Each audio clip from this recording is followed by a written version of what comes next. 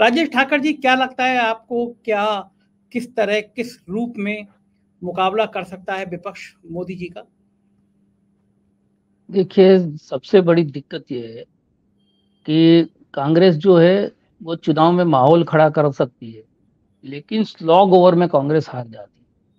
हमने गुजरात में भी पिछले 3 चुनाव में ये देखा है कि एक वातावरण बनता है, एक मुद्दा जो है वो सरकार के खिलाफ बड़ा होता जाता है। फिर आखिर के जो 5 या 7 दिन आते हैं और उसमें भारतीय जनता पार्टी जो अपनी ग्राउंड है वो सांप्रदायिकता का, उस पर जब चुनाव को खींच लेती है, तो कांग्रेस मुद्दों को छोड़कर उसको काउंटर करने में लग जाती है। और भारतीय जनता पार्टी हमेशा ये चाहती है कि कांग्रेस जो है वो ना बेरोजगारी की बात करे, ना महंगाई की बात करे। हम जो बात कर रहे हैं उसको, उनका तर्क सही हो, उनका विचार सही हो, कुछ भी हो, लेकिन वो ग्राउंड पे वो आ जाए। और जब कांग्रेस उस ग्राउंड पे चली जाती है, तो भारतीय जनता पार्टी बाजी मार लेती है। दूसरी चीज़ ये है कि हमारा देश जो है, वो व्यक्ति पूजक देश है। उसको हर सदी में एक अपना नायक चाहिए था। भारतीय जनता पार्टी ने जो है, वो एक अपना नायक दे दिया है। और अब प्यार जो है वो अंधा होता है।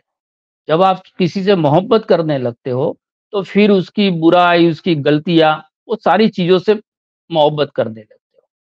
ये छत्तीसगढ़, मध्य प्रदेश, राजस्थान में कांग्रेस का वोट शेयर जो है वो घटा नहीं है बहुत, लेकिन भारतीय जनता पार्टी का वोट शेयर बढ़ गया है। तो ऐसा क्यों हुआ? क्योंकि जो नए मतदाता है, जो वो 18 साल वाले मतदाता है, उसको एड्रेस करने के लिए, उसको आकर्षित करने के लिए जो करना चाहिए विपक्ष को, और एक जो है, एक ऐसा चेहरा बना के लोगों के सामने पेश करना चाहिए। हो सकता है कि वो राष्ट्रीय लेवल पर नरेंद्र मोदी के मुकाबले में आप खड़ा नहीं करो, लेकिन हर क्षेत्र के अंदर एक हीरो आप जब पैदा कर दोगे, आपने कर्नाटक में वो करके दिखाया, आपने तेलंगाना में वो करके दिखाया, दिल्ली के अंदर आप करके वो सफल हुए, पंजाब में आप सफल हुए।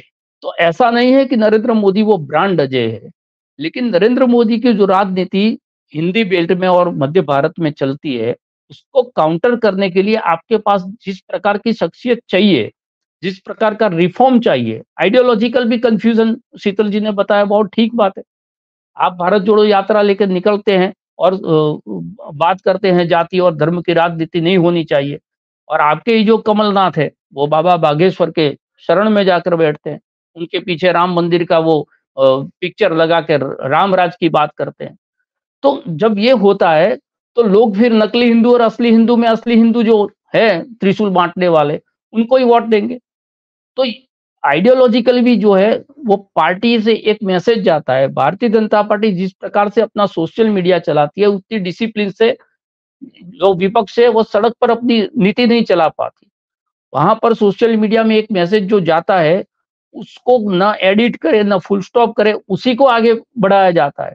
यहाँ पर जो है नो लोकतंत्र बचाने की बात ठीक है, लेकिन हर व्यक्ति जो लोकतांत्रिक हो जाएगा, अपनी व्यक्तिगत जो राय है, अपनी जो व्यक्तिगत नीति है, वो भी चुनाव के अंदर जो है, वो अमल करने लगेगा, तो फिर दिक्कत हो जाएगी। दूसरी चीज़ ये है कि इंडिया गठबंधन आपने बनाया, उसके बाद में कर्नाटक का चुनाव आया। दूसरे सारे जो दल थे कांग्रेस के अलावा, उनका कोई वहाँ पर स्टेक नहीं था। आप एक प्रयोग के रूप पर सारे जो इंडिया गठबंधन के नेता है, उनको कांग्रेस के मंच पर लाकर वहाँ पर कैनवासिंग करा सकते थे। मध्य प्रदेश, छत्तीसगढ़, राजस्थान के अंदर भी आप जब एक गठबंधन बना रहे हो, आप मैसेज ये दे रहे हो कि मोदी के खिलाफ संविधान को बचाने के लिए पूरे देश में एकजुट हो रहे हैं। जो राजनीतिक जो डिफरेंस है, मतभेद है, वो सारों को बुलाकर देश का बचाना है, तो हम ये जो इंडिया गठबंधन इंडिया को बचाने के लिए बना रहे हैं, और आप 6 महीने पहले एक दूसरे के सामने लड़ लोगे, तो जो विश्वास और अविश्वास का एक नैरेशन खड़ा किया जाता है भारतीय जनता पार्टी की ओर से, उसको बल मिल जाएगा। वो बता देंगे कि देखो भाई, अभी 6 महीने पहले तो जो है अखिलेश और कांग्रेस एक दूसरे के साथ किस तरह की बातचीत कर रहे थे, ममता और कांग्रेस किस प्रकार की बात कर रहे थे। तो फिर वो जो सवाल हम छत्तीसगढ़, मध्य प्रदेश में कहते थे कि आपका मुख्यमंत्री कौन?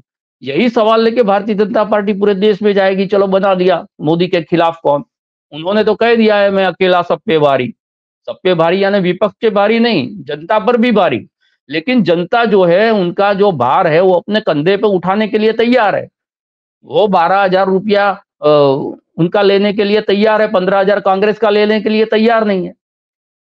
तो एक जो भक्त होता है वो हर रोज मंदिर में जाता है, घंटी बजाता है अपने बच्चे की नौकरी के लिए, अपनी लड़की की शादी के लिए। उनको पता है कि यहाँ से जो है वो ऑर्डर आने वाला नहीं है नौकरी का, या यहाँ से जो है संबंध बनने वाला नहीं है, लेकिन उनको एक आशा रहती है कि यहाँ से कोई चमत्कार होगा। तो नरेंद्र मोदी ने अपना जो एक पिक्चर बनाया है, तो वो राह में बहुत ही 18 से 24 साल के जो भी लड़के हैं वो चमत्कार की आशा में है कि यही एक आदमी है जो इस देश को बचा सकता है। और सारे मुद्दों पर जब सुरक्षा का मुद्दा उठा के ये लोग ले आते हैं, तो फिर दूसरे मुद्दे, भाई नौकरी होगी उसका क्या मतलब है, हमारे घर में अगर कोई घुस गया, हमारी बहन बेटियों को उठा के ले गया, तो उस नौकरी का हम क्या करेंगे। ये नैरेटिव जो है लोगों के बीच में चला जाता है।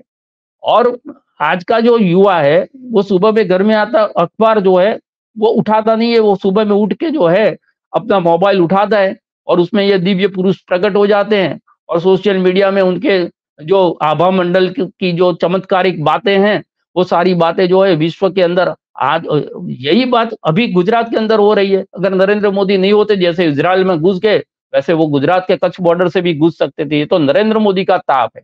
यानी 2014 से पहले जो है हमारी बहन बेटियां जो है सुरक्षित नहीं थी, हमारे घर में कोई भी आके जो है हमारे तिजोरी से पैसा लेके चला जाता था, बिल्कुल अराजक ये देश था।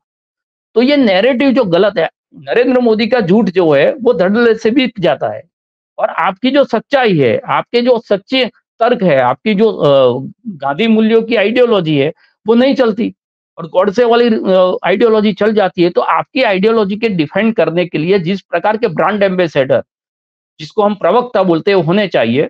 आज ही गुजरात में 8 बजे से सारी न्यूज़ चैनलों को एक लेसन होमवर्क दे दिया है, ईवीएम पर चर्चा कराओ। अब कांग्रेस जो बात दिग्विजय सिंह कर रहे हैं, जो राकेश जी ने बात की, कांग्रेस ने ये तय किया है कि ईवीएम पर बोलने के लिए हम कोई नहीं जाएगा। तो ये कंफ्यूजन है। जब आपको ईवीएम से दिक्कत है, भारतीय जनता पार्टी ने बिल्कुल सही बात की, सुब्रमण्यम स्वामी ने भी ये मुद्दा उठाया हुआ है ईवीएम वाला। तो जो मुद्दा भारतीय जनता पार्टी पहले उठा चुकी है, आप अगर ये बात कर रहे हैं, तो फिर आपका जो शीर्ष नेतृत्व है वो कंफ्यूज हो जाता है। वो बोलता है नहीं, हमें जाकर उसमें ईवीएम के बारे में नहीं बोलना। और उसमें यही तर्क चला जाता है कि तेलंगाना में क्या ईवीएम नहीं था, इसमें वो नहीं था, राहुल गांधी को हमने क्यों जिता दिया, हमारा ईवीएम सेटिंग होता तो वो भी कर देते। तो ये सारी चीजें हैं, लेकिन उसके जो तर्क होने, आम आदमी पार्टी ने, उन्होंने डेमोन्स्ट्रेशन किया था ईवीएम लाके, सौरभ भारद्वाज जो है वो बहुत सारी बातें की थी। फिर जब उनकी राजनीति वहां पर दिल्ली में भी चल गई और पंजाब में चल गई, उन्होंने भी जो ईवीएम वाली बात है वो अवसर अवसर पर बोलते हैं, बाकी बोलना बंद कर देते। अगर आपको दिक्कत है, अगर आपको ये बात सही लगती है कि ईवीएम के अंदर कुछ हो सकता है, मगर गुजरात में भी बहुत ऐसी घटनाएं घटी थी कि जो इंडिपेंडेंट उम्मीदवार, कांग्रेस भाजपा को छोड़ दो, अपने विधानसभा लड़ रहा था, उनके गांव में उनको सिर्फ 7 वोट मिले, जबकि उनका जो परिवार है वो परिवार ही 16 आदमी का था। उनके परिवार के लोगों ने भी उसको वोट नहीं दिए। तो ऐसे बहुत सारे उदाहरण जो है वो चुनाव के बाद आते हैं। लेकिन अगर आप समझते हैं कि ये हो सकता है, तो आपके पास शाम पित्रोड़ा जैसा टेक्नोक्रेट है, आप हायर करो उन लोगों को, और एक बार जो है उसको साबित कर दो कि ये हो सकता है, उसका डेमोन्स्ट्रेशन हो, लाइव कर दो प्रेस करके, और उस पर टिके रहो। लेकिन जब दिग्विजय सिंह कहते हैं, तो कांग्रेस के बड़े नेता जो कहते हैं उसमें बोलने से वो मना कर देते हैं। तो ये जब होता है तब पब्लिक के अंदर जो है क्लियर मैसेज नहीं जाता। और अगर 2024 को हम देखें, तो ये छत्तीसगढ़, मध्य प्रदेश, राजस्थान में अगर कांग्रेस जीत भी जाती, तो वहां पर मैक्सिमम सीट जो है कांग्रेस ने ली हुई थी, भारतीय जनता पार्टी ने ली थी, उसमें कोई गेन करने वाली बात नहीं थी। हमारे गुजरात में 26 में से 26 है, कितना भी ईवीएम सेटिंग कर दे वो 27 नहीं हो सकती। अब मध्य प्रदेश के अंदर जो उनके 29 में से 28 सीट है, ज्यादा से ज्यादा एक बढ़ सकती है।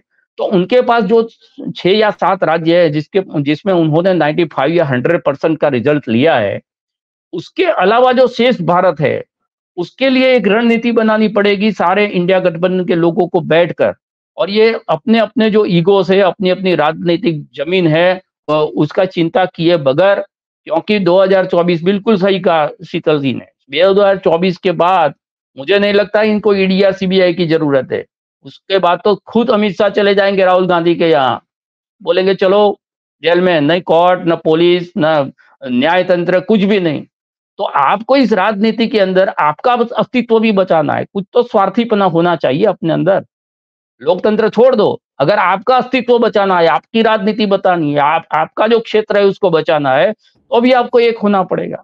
क्योंकि अब ऐसी शख्सियत के साथ मुकाबला कर रहे हैं जिसके पास पूरी जो है संसाधन है, उनके पास जो है पैसा है, उनके पास तंत्र का इस्तेमाल करना है, और सबसे बड़ी चीज है वो राजनीतिक निर्लज्जता है उनके पास।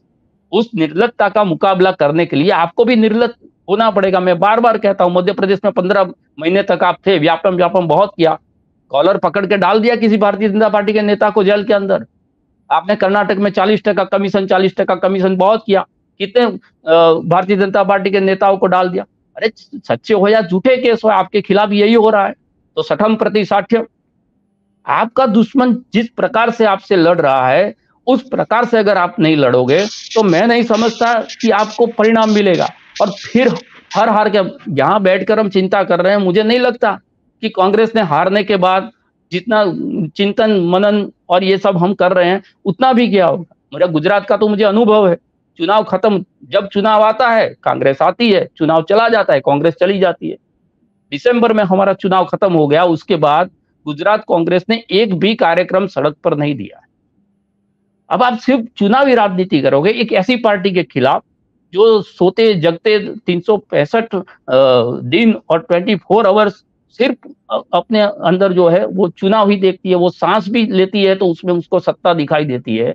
तो ऐसे दल के खिलाफ एक कॉर्पोरेट कल्चर की तरह उसको चुनाव लड़ते हैं। पेज प्रमुख बनने की एक कंडीशन है कि अगर पेज प्रमुख आपका जो पन्ना है उसमें 60 मतदार है आपके, और उसमें अगर भारतीय जनता पार्टी को बहुमत नहीं मिला तो आप पन्ना प्रमुख भी नहीं हो सकते। आपका जो ब्लॉक है उस ब्लॉक के अंदर भारतीय जनता पार्टी अगर माइनस है तो आप काउंसिलर के चुनाव की जो टिकट है उसके भी दावेदार नहीं हो सकते। और कांग्रेस के अंदर जो है अपनी पंचायत जो है वो नहीं जिता सकते, ऐसे लोग जो है विधानसभा और लोकसभा लड़ लेते हैं। तो बिल्कुल मुकाबला कांग्रेस को बहुत कड़ा करना पड़ेगा। ये चीजें जो है ये तो हमारा तो काम डॉक्टर का है, हम तो जो है कड़वी दवाई देंगे, मीठा मीठा खा के डायबिटीज कर देंगे उनको। तो ये 54 है तो 54 से 44, 44 से 34 होते जाएंगे। तो इनका जितना जो है हमारी चिंता में कांग्रेस हो भारतीय जनता पार्टी, उससे हमें कोई जो है दिक्कत नहीं है। इनका जीतना जो है वो हमारी है, नागरिकों के लिए, इस देश के संविधान के, लोकतंत्र के लिए जीतना जरूरी है। इसलिए इतना जो आक्रोश है हम यहाँ पर व्यक्त कर रहे हैं।